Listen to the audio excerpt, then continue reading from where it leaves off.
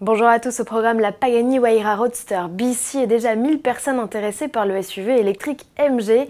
Avant cela, on parle chiffres avec la prime à la conversion et les ventes de voitures en France.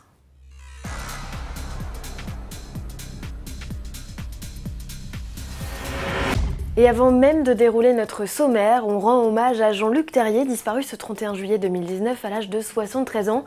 C'était l'un des 4 mousquetaires du rallye français, avec Jean-Pierre Nicolas, Bernard Darniche et Jean-Claude Andruet. Jean-Luc Terrier a été le premier champion du monde des rallyes en 1973, une récompense honorifique, puisque le titre ne fut officiellement attribué qu'à partir de 1977. Engagé avec Alpine en rallye, il le fut également aux 24 heures du Mans à 4 reprises entre 1967 et 1977. Sa carrière a finalement pris fin en 1985 après un grave accident sur le Dakar où il concourait avec une Citroën Visa 1000 pistes. Jean-Luc Terrier laisse le souvenir d'un pilote surdoué, bon vivant et bourré d'humour. À sa famille et à ses proches, Autoplus adresse ses plus sincères condoléances. Qui dit 1er août dit annonce des chiffres de vente du mois écoulé. En juillet, le nombre d'immatriculations de voitures a reculé de 1,8%, tendance identique sur les 7 premiers mois de l'année avec 1,3 million de véhicules particuliers vendus. Dans le détail, plus de 58% carburent à l'essence, 34% au diesel, 5% sont hybrides et près de 2% 100% électriques. Si la Clio 4 reste toujours l'incontestable leader des ventes devant la Peugeot 208 et la Citroën C3, la 5e génération de la citadine aux losanges pointe déjà à la 27e position du classement après seulement 3 mois de commercialisation.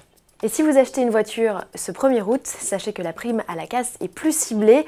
Elle n'est proposée qu'aux acheteurs dont les véhicules émettent moins de 117 grammes de CO2 par kilomètre. Elle n'est plus disponible pour l'achat d'un véhicule diesel d'occasion ni pour un modèle dont le coût total d'acquisition est supérieur à 60 000 €. Enfin, c'est désormais votre revenu fiscal de référence qui est pris en compte pour l'attribution de la prime et non plus le fait d'être imposable ou pas. La question ne se pose pas pour la Huayra Roadster BC, elle est exclue de tous les critères. La nouvelle création des ateliers Pagani est donc une découvrable très radicale dont le V12 Silide biturbo d'origine Mercedes-AMG développe 802 chevaux. Il n'en affichait que 789 sous le capot arrière de la BC coupé. Le couple, un peu plus important avec 1050 Nm, voit sa plage d'utilisation s'étendre de 2000 à 5600 tours minute. La puissance est toujours envoyée au seul roue arrière par l'intermédiaire d'une boîte auto à 7 rapports. Comme de coutume, Pagani n'annonce aucune perf. 30 kg plus lourde que la BC coupée, renfort oblige, la BC Roadster dispose cependant des mêmes attributs aérodynamiques et de freins carbone céramique renforcés de plus de 380 mm de diamètre.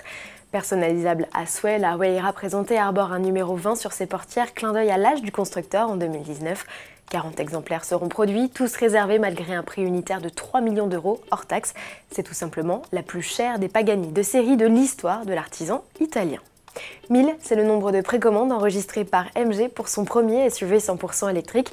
Le constructeur britannique qui fait son retour après près de 15 ans d'absence en Europe continentale est fier d'annoncer qu'il a atteint ce score en à peine 2 semaines. Les premières livraisons du modèle de 143 chevaux doivent débuter en septembre. Son prix, un peu plus de 28 000 livres hors aide, soit environ 31 000 €. La réservation du ZS EV est pour l'heure exclusivement ouverte aux résidents britanniques. À demain.